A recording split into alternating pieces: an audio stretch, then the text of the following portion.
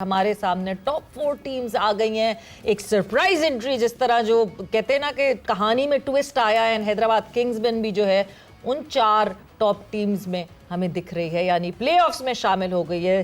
पहला सीजन अगर हम मुल्तान सुल्तान्स की भी बात करें, because obviously everything changed for them, और हैदराबाद किंग्स की भी बात करें तो दोनों का पहला सीजन एंड दोनों प्लेऑफ्स में मौजूद हैं। बात करेंगे इन्हीं मैचेस के हवाले से प्लेऑफ्स में अब क्या एक्सपेक्ट किया जाए, कैसी परफॉर्मेंसेस एक्सपेक्ट की जाए। मैं हूं सवेरा पाशा और मेरे साथ मौजूद उमर बशीर, और बिल्कुल इन 4 मैचेस के हवाले से बात करेंगे, कल के 2 मैचेस के हवाले से भी बात करेंगे कि कल क्या हुआ, ये किस तरीके से। हम लोगों ने कल रात 11 बजे भी बात की थी। साबिक लेजेंड प्लेयर मोहम्मद यूसुफ हमारे साथ मौजूद हैं, उन्हें शामिल गुफ्तगू करेंगे, खुशामदीद कहेंगे और आज उनसे भी इस हवाले से बात करेंगे। अस्सलाम वालेकुम, वेलकम टू द शो। वालेकुम अस्सलाम, बहुत शुक्रिया। कल आप नहीं थे, आपको मिस किया हमने यहाँ पर, लेकिन यह है कि कल ज़बरदस्त मैचेस जो उस पर डिटेल से आपसे डिस्कस करेंगे। साबिक लेजेंड प्लेयर तौसीफ अहमद हमारे साथ मौजूद हैं। तौसीफ भाई अस्सलाम वालेकुम, वेलकम टू द शो। जी वालेकुम अस्सलाम। तो यूसुफ भाई, कल जो है क्या हुआ, एक्सपेक्ट नहीं किया था किसी ने। इवन कि जब मैच के दौरान कमेंट्री चल रही थी उस वक्त भी यही बात हो रही थी कि साइम अयूब ने अपनी आखिरी इनिंग खेल ली और जब वो आउट हुए, लेकिन मतलब शाहीन अफरीदी भी बड़े जो है वो पूरी उम्मीद थे। उन्होंने ये तो सोच रहे थे कि हम 2 दिन का ब्रेक है प्लेऑफ के बीच में, तो सब जो है कुछ उलट पलट करके रख दिया हैदराबाद ने। बिस्मिल्लाहिर्रहमानिर्रहीम। वैसे ऐसा होता नहीं है, और ना कि कोई टीम को 85 रन से मार्जिन से जीतना और वो ऐसा प्लान करे और वैसे ही हो जाए, ये होता नहीं। T20 मैच, हाँ, और ये ऐसा होता नहीं है। ये मेरा ख्याल पहली दफ़ा ही हुआ है। और कैसे हुआ है ये तो मैच देख के भी आइडिया हुआ होगा कैसे हुआ है, कितनी बुरी क्रिकेट खेली है उन्होंने। और दूसरा ये है कि इन्होंने बैटिंग अच्छी की है। मुल्तान क्या नाम है, हैदराबाद ने बड़ी ज़बरदस्त बैटिंग की इन लोगों ने। स्पेशली पहले माज ने छोटी इनिंग खेली लेकिन बड़े स्ट्राइक रेट से खेला, इम्पैक्टफुल इनिंग थी। इसी तरह उस्मान खान की इनिंग भी इम्पैक्टफुल इनिंग थी, 200 प्लस के स्ट्राइक रेट से खेला है, तो एक अच्छी बेस दोनों ने दी। उसके बाद जो इन दोनों ने, मैक्सवेल ने और परेरा ने और पीछे से छोटे लड़के ने, उसने भी छोटी इम्पैक्टफुल इनिंग खेली है। कोई 20 रन किए हैं या बड़ी तेज़ी से 16-20। तो ओवरऑल देखा जाए तो मिक्स परफॉर्मेंस थी, लेकिन बड़ी इम्पैक्टफुल परफॉर्मेंस थी। 4-5 लड़कों ने जितनी भी परफॉर्मेंस दी है।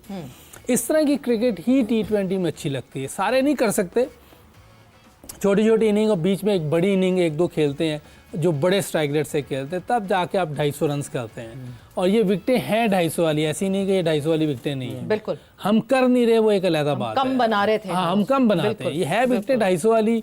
बाद में ये इतना बुरा खेलते हैं, ये मज़ा नहीं आता, क्योंकि ये विकटें ऐसी नहीं कि आप जल्दी आउट हो जाएं।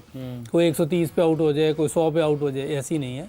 करीब जाना चाहिए। आप 10 से 15 से मैच हार सकते हैं, लेकिन अगर आप नहीं बना रहे तो इसका मतलब है कि आप में बैटिंग की जो क्वालिटी है वो नहीं है, स्किल नहीं है आपको इस क्रिकेट की।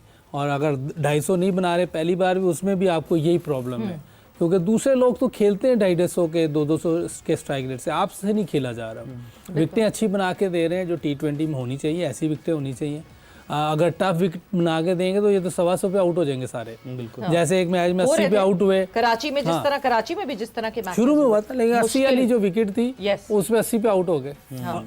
तो मेरा ख्याल है कि इनको इतनी टफ देनी भी नहीं चाहिए, कि स्किल लेवल इनके बड़े कम है। ये पूरे जितने भी लोग खेल रहे हैं, सिवाय बाहर के जो लोग हैं, अपने लोगों पे हम ये कह सकते हैं कि इनका स्किल लेवल ज़रा थोड़ा नीचे है। थोड़ी सी प्रॉब्लम आती है, थोड़ी सी सख्त विकेट आती है या बॉलिंग अच्छी आ जाती है तो इनको मुश्किल होती है। बहरहाल अच्छे मैच हुआ है, इसमें कोई शक नहीं, और स्पेशली हैदराबाद के लिए बहुत अच्छा मैच हुआ है। कल के मैच से पैसा वसूल हो गया। मैक्सवेल 2.3 करोड़ में खरीदे गए थे मैक्सवेल, और कल जिस तरह उन्होंने परफॉर्म किया, मतलब Maxwell was the star for yesterday. देखिए, जब मैक्सवेल नहीं था ये 4 मैच कंटिन्यू आ रहे थे जी। जैसे ही वो आया उससे परफॉर्म नहीं किया था उस मैच में आके, लेकिन एक बड़े प्लेयर का, अच्छे प्लेयर का, T20 का अच्छा बड़ा प्लेयर है, प्रेजेंस है उसकी वजह से दूसरे लोगों को फ़र्क पड़ता है, दूसरे लोगों में कॉन्फिडेंस आता है। एक मैच जीते आते ही उसके बाद उन्होंने जान पकड़ी है और थोड़ी सी चेंजेस भी की। लुबशान को ऊपर ले आए, वो एक अच्छी चेंज थी, उसने आगे अच्छा रिस्पॉन्स दिया। कप्तान भी है, खेला भी अच्छे स्ट्राइक रेट से। तो आपको सम टाइम चेंजेस करनी पड़ती हैं। ये नहीं कि आप लकीर के फकीर हो जाए, मैं तो जी इस नंबर का हूँ, मैं इधर ही खेलूंगा, मेरे से नहीं खेला जाएगा ऊपर या नीचे। काश ये सारी टीम सीख लेती। तो हमारा वो कोचेस भी टीम के लिए इस नंबर पे खेल रहा हूँ, लेकिन मैं यहाँ पे कंफर्टेबल हूँ, मेरी पोजीशन और मैनेजमेंट को भी क्रेडिट जाता है कि उन्होंने ऐसी बातें नहीं सोची, क्योंकि मैनेजमेंट ने भी अच्छी क्रिकेट खेली। गिल्स्पी एक अच्छा बॉलर था, इसलिए वो अच्छी डिसीजन भी ले। जिन्होंने अच्छी क्रिकेट ना खेली उनको इन चीज़ों की प्रॉब्लम होती है कि वो मेक शिफ्ट हो गया, ये हो गया, वो हो गया। उस वक्त ये चीज़ें आती हैं। जिन्होंने अच्छी क्रिकेट खेली होती है और जो खेलना भी चाहते हैं, जो प्लेयर्स खेल रहे हैं, वो उनको आप किसी भी नंबर पे भेजें, वो अच्छा परफॉर्म करने की कोशिश करेंगे। तो ये फ़र्क पड़ा है उनकी टीम में मैक्सवेल का और अच्छे डिसीजन करने से। बिल्कुल। तौसीफ साहब, Australian mindset versus Pakistani mindset, जब हम ये बात करते हैं, क्योंकि हैदराबाद किंग्समैन में हमने देखा कि बहुत ऑस्ट्रेलियन इन्फ्लुएंस्ड साइड थी ये फ्रेंचाइज जो थी, और इसमें आपको दिखा कि प्लेयर्स भी हैं, आपको सपोर्टिंग स्टाफ में भी दिखा। इसी तरह कॉन्ट्ररी रावलपिंडीज की बात करें तो वो पाकिस्तानी माइंडसेट था जिसमें कहीं चेंजेस, जब ये 4 लगातार मैचेस हारे, दे रियलाइज्ड कि हमें कुछ बदलना पड़ेगा तो ही हम जीत सकेंगे। एग्जैक्टली यही सिचुएशन पिंडीज की थी, मगर पिंडीज ने ये नहीं सोचा कि हमें कुछ बदलना पड़ेगा। Maybe that was the reason कि आज हमें हैदराबाद किंग्समैन जो है वो टॉप 4 में दिख रही है एंड पिंडीज बॉटम पे दिख रही है। जी बिल्कुल ऐसा ही है, और वाकई बहुत ख़राब क्रिकेट खेली थी पिंडीज ने तो, और वो फिर एक मैच वो जीते और उसका जिक्र जो है काफ़ी हुआ उसके बाद के 136 पे इस्लामाबाद आउट हो गई, जिसका जिक्र मेरा ख्याल है यूसुफ भाई ने मेरा प्रेस कॉन्फ्रेंस नहीं सुनी रिजवान की, अगर वो सुन लेते तो मैं तो शॉक, ये शॉक कि उन्होंने कहा जी कि ये तो रन हमने करवाए थे हैदराबाद को, तो ये तो मर्डर है, ये तो मेरा नहीं करनी चाहिए थी। उन्होंने कहा कि हमने रन कराए उन्हें, और उसके बाद हमने ये किया, हमने वो किया, हमने वो किया, हमने वो किया। मैंने उससे बात की बाद में। देर बोलना भी जो है ना वो खतरनाक होता है, क्योंकि आप जिस तरह का मैच खेले हो, आप और जगह उठा के देख लो, उद्गम हुआ है आप सबके लिए भाई कि आपने क्या किया। आपने प्रेस कॉन्फ्रेंस में आन के उस पर स्टंप लगा दी कि हाँ जी ऐसे ही कुछ हुआ। तो ये तो क्रिकेट बोर्ड को देखना चाहिए, और जो बैठे हुए हैं उनको देखना चाहिए कि ये कौन से अल्फाज इस्तेमाल किए गए। बहुत देर से ये अल्फाज इस तरह के मुख्तलिफ उसमें दे रहे थे वो, लेकिन अभी जो उन्होंने प्रेस कॉन्फ्रेंस में किया कि वो डिजर्व ही नहीं करती थी हैदराबाद। क्यों डिजर्व नहीं करती थी हैदराबाद? ये पूछा जाए कि क्यों डिजर्व नहीं?